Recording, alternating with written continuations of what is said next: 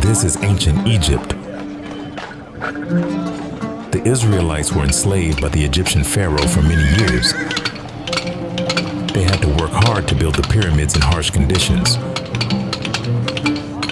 Pharaoh grew fearful that the Israelites were becoming too numerous and might rise against him. Throw every newborn Hebrew boy into the Nile. During this dark time, a Hebrew woman named Jochebed gave birth to a baby boy.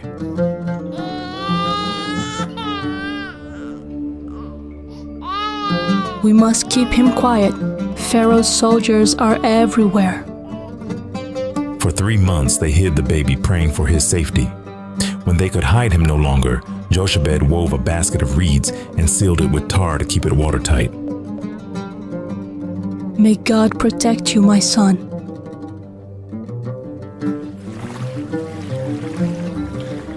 The basket floated down the Nile, guided by God's hand. Moses' sister Miriam watched over him from a distance.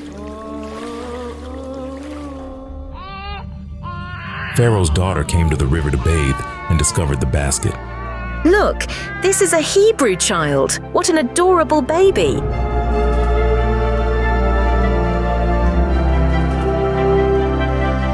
Shall I find a Hebrew woman to nurse the child for you? Yeah, that's a great idea. Do it for me. Pharaoh's daughter agreed, and Miriam brought Jochebed to care for her own son. The child grew, and Jochebed returned him to Pharaoh's daughter. Moses grew up in Pharaoh's palace, surrounded by wealth and power. But Moses never forgot his people. One day he saw an Egyptian beating a Hebrew slave. Moses took action and struck down the Egyptian.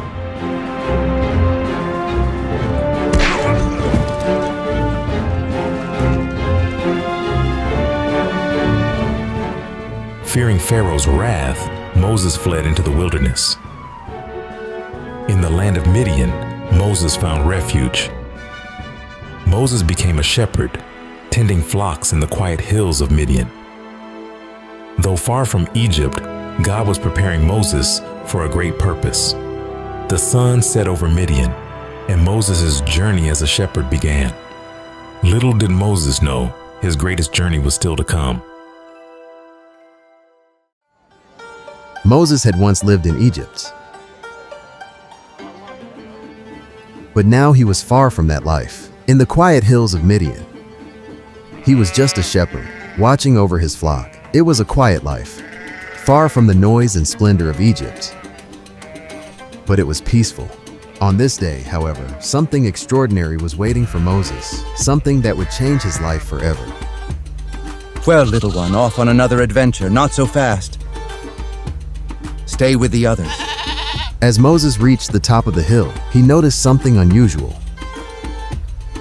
There, in front of him, was a bush ablaze with fire, yet no branches or leaves were burning away. It was as if the flames were alive, dancing over the bush without harming it.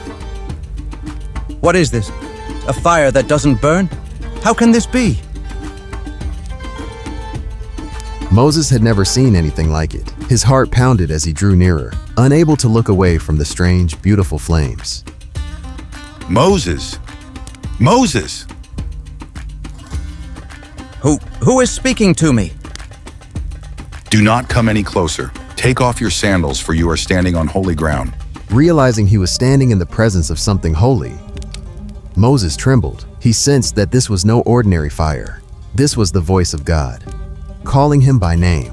I am the God of your father, the God of Abraham, Isaac, and Jacob. The voice was clear and filled with purpose. God was speaking to him. Moses, a simple shepherd in a faraway land. As he stood there, God shared his heart with Moses, revealing his deep love for his people. Lord, why are you speaking to me? I have seen the suffering of my people in Egypt. I have heard their cries, and I have come to rescue them. God spoke of his people, the Israelites, who were suffering as slaves under Pharaoh's rule. He had heard their cries, and now he had a plan to free them.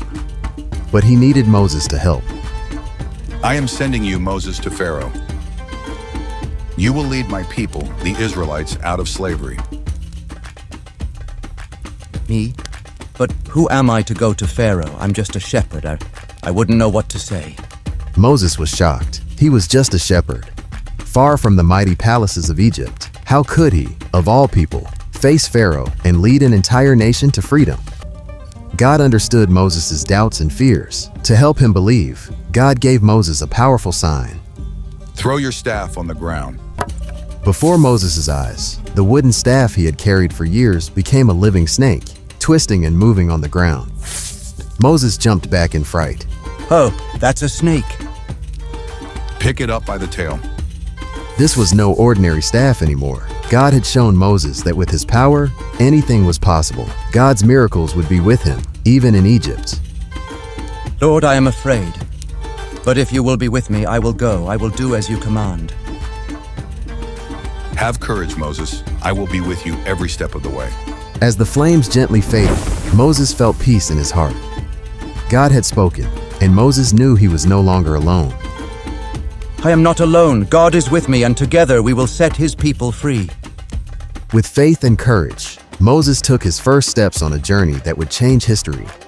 He would face Pharaoh, and with God's help, he would lead his people to freedom.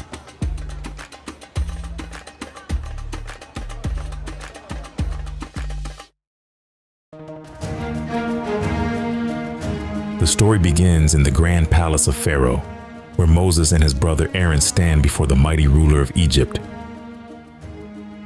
Pharaoh, the Lord, the God of Israel, says, "Let my people go." Who is this God of yours? I do not know him, and I will not let Israel go. Moses left Pharaoh's palace, but he knew that the Lord had prepared severe trials for the people of Egypt.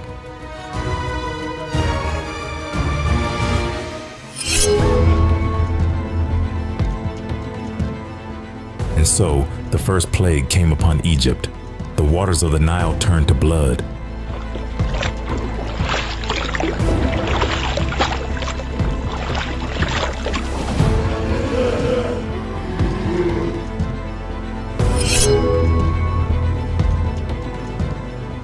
Next, frogs covered the land, invading every home, every palace.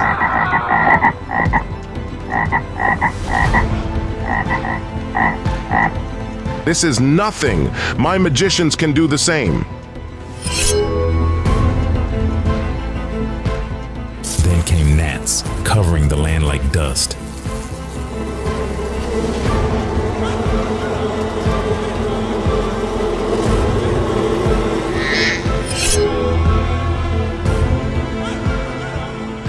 The fourth punishment was that a thick swarm of flies filled the land.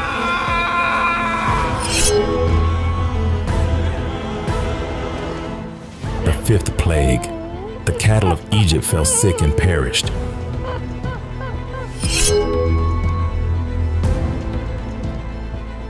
The sixth plague, painful boils covered the people of Egypt.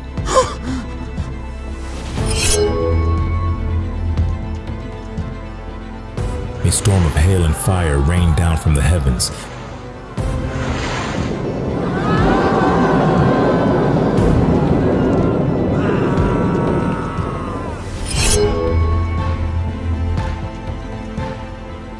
The eighth plague, swarms of locusts.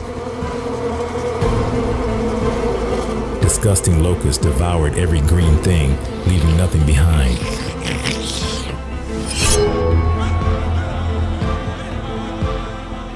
The ninth plague, darkness covered the land for 3 days. I have doubts now. I don't want something worse to happen.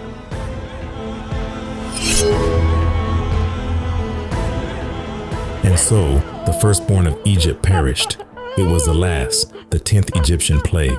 Okay, go, go, take your people. Leave Egypt. May your God have mercy on us.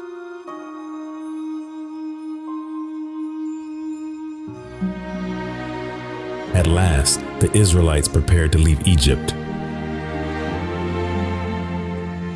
The journey had just begun.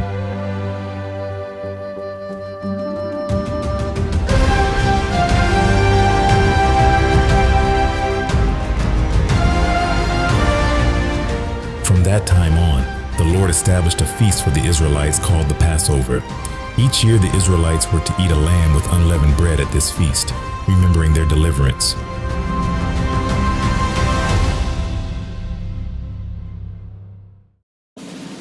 The people of Israel, after years of suffering, left Egypt at last. With Moses leading them, they walked toward the unknown, trusting in the Lord. Will Pharaoh really let us go? What if he changes his mind? Why did we let them go? Send my chariots! They will not escape!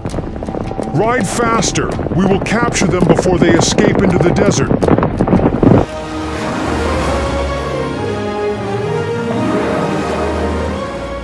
The Israelites had reached the shores of the Red Sea, but Pharaoh's army was closing in. Moses, why did you bring us here? We will die in the desert. Fear not, stand firm and see the salvation of the Lord.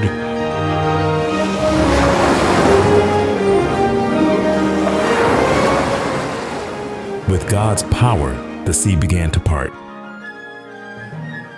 Look, the water is moving like a giant door. Go, walk through the sea, for the Lord is with us.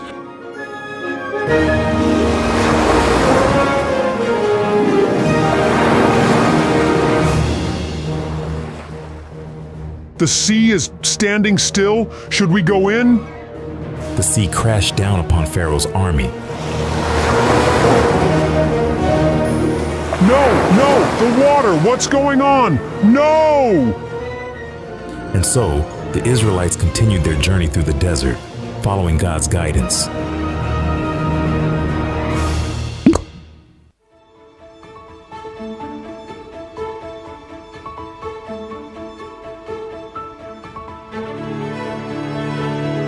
Moses, we have no food. Did you bring us here to starve? Lord, provide for your people.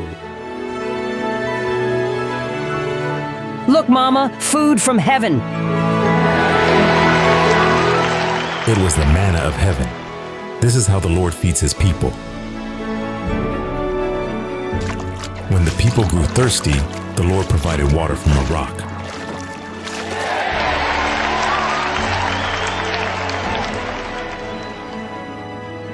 After many days, the Israelites reached Mount Sinai, where God would give his law.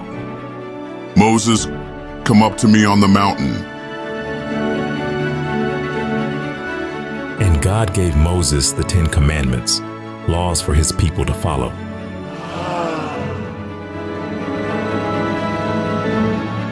These are the laws of the Lord. Live by them and be blessed. And so, the Lord guided his people with miracles, laws, and love, leading them toward the promised land.